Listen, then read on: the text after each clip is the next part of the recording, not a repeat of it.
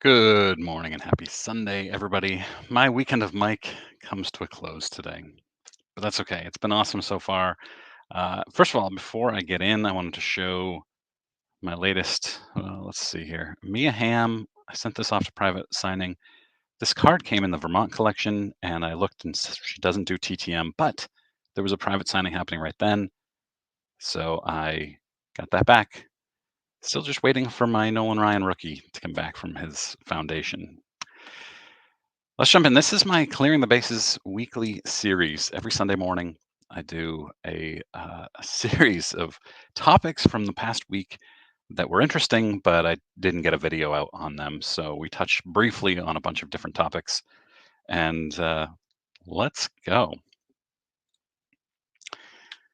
All right.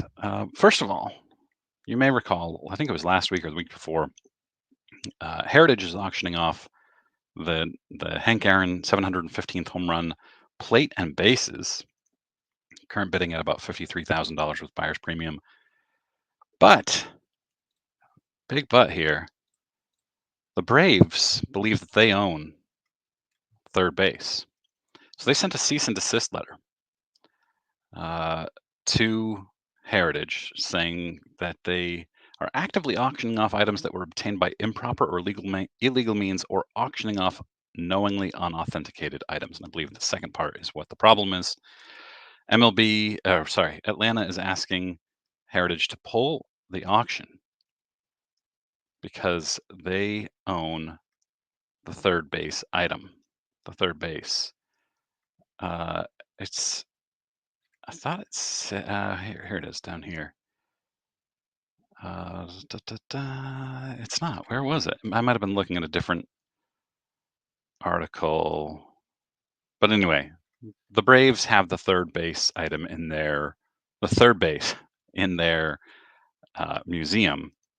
So a little bit of a problem there for heritage auctions. It's still listed though. I looked it up. But then another problem I found on Net 54 is that second base from the 715th home run game was auctioned off by Leland's more than 20 years ago. So thanks to Net 54 for this little gem. Uh, Remember, the person who's consigning through Heritage said that they've had these bases ever since, or it's been in their family or something like that, ever since 1974. So that's 50 years ago. So it's something I'll be following. I'll update you through this series as this progresses. Let's talk a little bit about Fanatics Fest. I didn't go. It looks pretty cool overall. I saw some tours on YouTube. I've seen some YouTube recaps. I've seen a lot of stuff on Twitter, and it's far more as promised than a card show. And they have celebrities just walking the floor. Um, I understand that they're there with their entourage and their security. Like Tom Brady had a bunch of security around him. I read. You couldn't tell in any of the videos, so I don't know how true it is. But here's Gronk, jokingly, I think, talking about the value of his cards and saying that Travis Kelsey's cards shouldn't be as valuable, which is funny. And he's kind of being playful. You can't tell by the where I've screenshot. I've paused it here, but he's having fun with it. It's a really funny video. And at the end, let's see if I can. He takes his card and then he spikes it, and then he takes it out of the slab and signs it. It's fun stuff. And then there are some complaints about the VIP swag bag, which apparently was $400, and it came with 6 packs of Big League, Topps Big League, 2 packs of Heritage, and some base soccer. And so people are really upset about that. I mean, they're not going to give you $400 worth of cards. And then here's Frank's Card Shop showing how fast the line was moving on day 2. Day 1, there were a lot of issues. They seem to have fixed those issues with getting in day 2, which, that's what you want from a card show, is for people to say, hey, this didn't work, and for them to fix it. And you can see them moving very quickly. And this was confirmed here by Neo. VIP line at the Topps booth actually worked. Walked right up and turned him a ticket. Immediately checked out. Um, yeah, so league booth's busy, card section's busy, way busier. So it seems like day one was kind of not as quick as smooth moving as people thought. Day two seemed to be a lot better. And then Grant Williams, former Celtics bench player, Grant Williams, apparently pulled his first pack, bought a box of National Treasures for $10,500, pulled a Luka Doncic RPA. There it is, right there. First time opening a pack, and then later on he opened a repack and pulled a ungraded Jason Tatum too. Yeah. Oh, and here it is. Here, that's the RPA and Grant Williams. Still not as good as Grant Williams saying he was going to make both free throws, taunting. I don't know who was he taunting in that video. Might have been somebody will put it in the comments here. He was saying he was going to make both, and he missed both. One of the great and most hilariously embarrassing moments in basketball history. You could read his lips. So great. This this same type of picture was going around. I saw this from several different people. People were just taking pictures of the Beckett booth, and there's nothing there. Neo says, "I present to you the saddest booth on the show floor."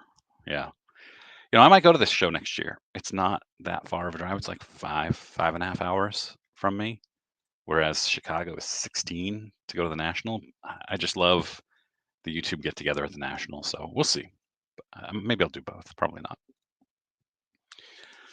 All right, Auburn 35. Always has really interesting things. Honestly, sometimes they're over my head, but this is pretty clear. Um, he down here he found a counterfeit John Stockton card. I think I covered this last week a little bit, uh, and it was being sold on eBay with a Karl Malone card because if you're selling things in a lot, it doesn't go through the eBay authentication program. That's just one of the loopholes. So sellers with counterfeit cards always throw in another card and say, bundling these two cards together, because then it bypasses the eBay authentication and PSA won't catch that they have this fake slab. PSA decertified or deactivated the cert. So that's good. And then he says, another reason for concern, this Tiger sold less than a week ago. Doesn't show the eBay authentication review, but is now deactivated. Same situation here. So yeah, you got to be careful. You got to be careful. You have to know if you're buying with eBay authentication, you have to know what the loopholes are. I've covered them all in a newsletter post several months ago. All the loopholes that I could find, and there are a bunch of them. You may not be covered if you have a PO box. I have a PO box that I buy from eBay. If you have a PO box shipping address, it will not go through eBay authentication. And then I Am Meatballs makes their triumphant return. I have not seen an I Am Meatballs post here for months, it seems like. Here's Elite Sports posting. I need help determining if this MJ card is real. The PSA ID checks out, but scammers could still create a fake MJ card in a counterfeit PSA case. Came across this listing on Facebook, and I'm unsure about its authenticity. And right, scammers are bypassing eBay now too because they know they can sell these on Facebook and wherever else, Instagram and Twitter, because there's no authentication program. And here's the card. It looks legit, right? Looks legit. But I Am Meatballs says, actually, if you look at the centering, if you compare them, it's obvious that they're not. And if you look at specifically the centering, looks very off here versus here. It's a good catch by Meatballs. Oops. All right, and then remember last week I covered this. They had this card, LeBron KD, Steph Curry, triple on-card autograph, 1 of 1 from Team USA. Jeff Wilson announced a $100,000 Cards HQ VIP experience. And then uh, Ken Golden announced a $150,000 bounty. And then Jeff posted a video where he pretended to be really angry and he was threatening Ken Golden. I'm not going to show it. It's really cringe. But uh, this, he's offering, and I missed this initially. It says Jeff Wilson announces $100,000 plus Cards HQ VIP experience. And I think many of us missed that this was $100,000 plus. I thought it was saying it's a $100,000 plus, meaning $100,000 or more Cards HQ VIP experience, meaning the Cards HQ VIP experience is worth more than $100,000. And then they listed off things that are worth like $20,000. I don't know. I'm just guessing. And it says premium tickets to a Braves, Hawks, or Falcons game, which Jeff will attend with you. And Dan, NYC Taper, responds, having to attend the game with Jeff is a deal breaker. Very funny, Dan. I thought that was a great response. But Topps sold 588,000 copies of this card. Highest print run of any card in Topps Now history. More than $500,000, generating well into 7 figures. It says generating 7 figures of revenue.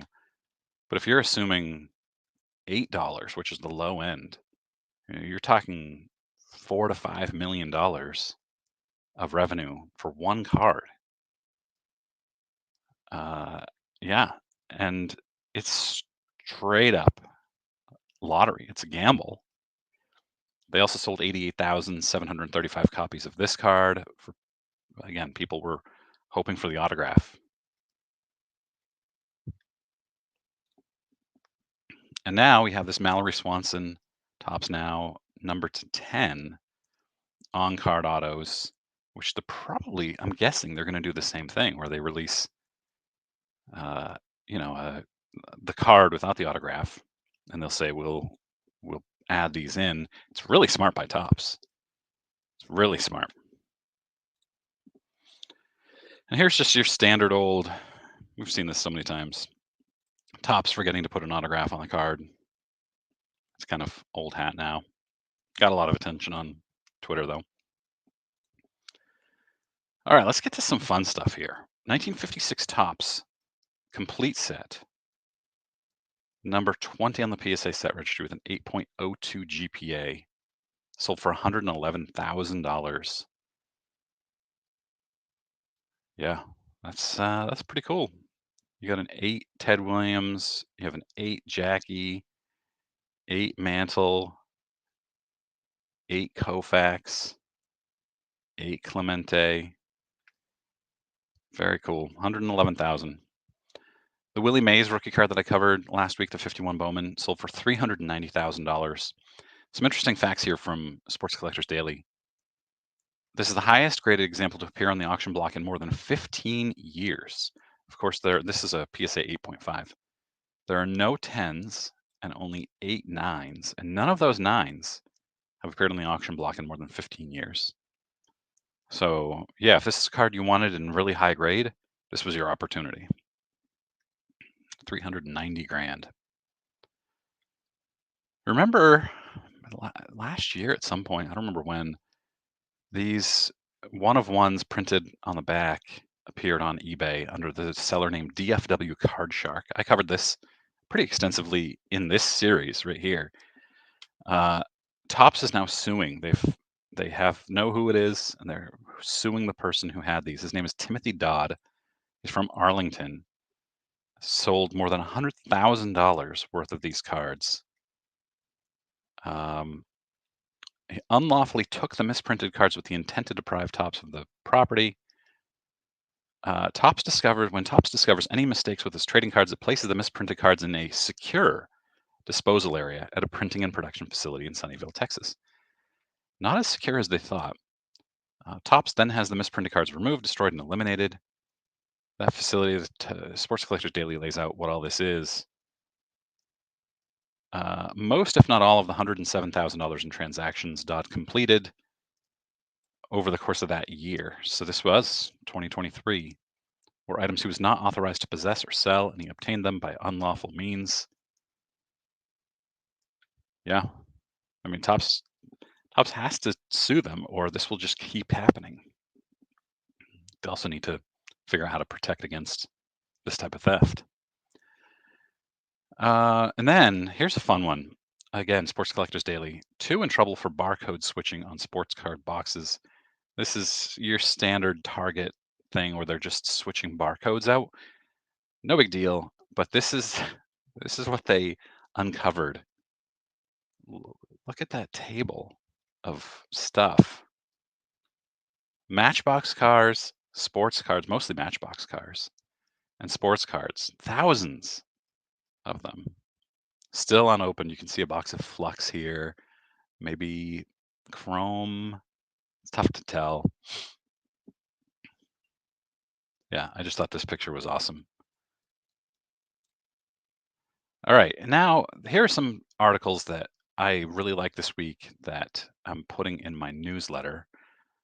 Mike Summer, always worthy of sharing. Clicking that unsubscribe button feels so good. I feel like he's attacking me here. Derek Jeter reveals why he's still not happy with the first trading card he ever appeared on, and how Corbin Carroll developed a love for trading cards, baseball cards. And then this one, I think I'm going to share it. I'm just not sure about their solutions. Here's how trading card companies could stop the CT scanning in the future. All of these will end up in my newsletter at junkwaxhero.com this week. Make sure you're subscribed. My primary article this week that I'm writing is about whether grading is a scam, which I always get comments. Grading is a scam. You'll see. But there's a lot. I jam a lot in the newsletter on Mondays. Free newsletter, junkwaxhero.com. All right. 2022-23 Upper Deck is releasing next month in September, right before the 2024-25 season. It's 2 years late. What is happening here? Why does this happen? I mean, I know why. We have the same thing with Topps. Like Topps Tennis was 2 years late too. A lot of people were complaining about this, not complaining, but saying this is terrible. This is a 2005 Upper Deck Hall of Fame Hall-worthy autograph patch. Boggs in a Yankees jersey with a Red Sox patch. I think that's cool. I don't know. It's just a nice kind of contrast there. Darren Ravel tweeted out a bunch of movie prop auctions the other day. Uh, Back to the Future 2, Gray's Sports Almanac. For me, Back to the Future 2 is one of my all-time favorite movies. I love Back to the Future 1, but number 2 is next level amazing. Number 3 I could do without. I watch it, but I could do without it. Here's the Gray Sports Almanac from that movie. Sold for $21,000. Thought that was cool. Happy Gilmore screen matched Bruins jersey worn by Adam Sandler sells for $40,000. And the Stay Puffed Marshmallow Man hat from Ghostbusters sold for $44,000. So I went and I looked up other lots from this. Home Alone, the Wet Bandits Escape During Prison Riot newspaper sold for $10,000. I was just trying to find some other cool things. Karate Kid All Valley Karate Championship trophy sold for $15,000. And then we have the screen matched ghost faced costume sold for $271,000. This is my all time favorite horror movie. And by the way, I will have 3 horror movie reviews in my newsletter this week. So I had a chance to watch 3 this weekend. All right, Indiana Jones and the Temple of Doom, the fedora, screen and photo match fedora, all worn by Harrison Ford and stunt performer Dean Ferrandini, $630,000. Crazy. Tommy Brady, the earliest known Tom Brady autograph comes from his acting performance in 1991 as Tommy Brady. Cool story there by Collect. All right. So, Sports Collectors Daily tweeted this out. 1995 Score Baseball promo poster on Jerry Seinfeld's wall. He says Jerry Seinfeld's wall. This is actually George Costanza's wall, uh, back when his fiance was still alive. 1995 Score Baseball poster, which made me go, hey, let's not forget the 1990 Donruss box on Jerry's fridge in season one. Cool stuff. And we'll end this on a Seinfeld item. Umpire John Boy Media tweets out, the umpire is wearing a Kramer shirt. The Kramer. And somebody tweets, no way is he going to let George run over Bette Midler at the plate. Classic. That's what I've got for today, guys. Always fun. Hope you enjoy. Make sure if you have any comments, throw them down in the comment section about any thoughts on this. I appreciate it. Hope you have a great Sunday. Thanks for watching.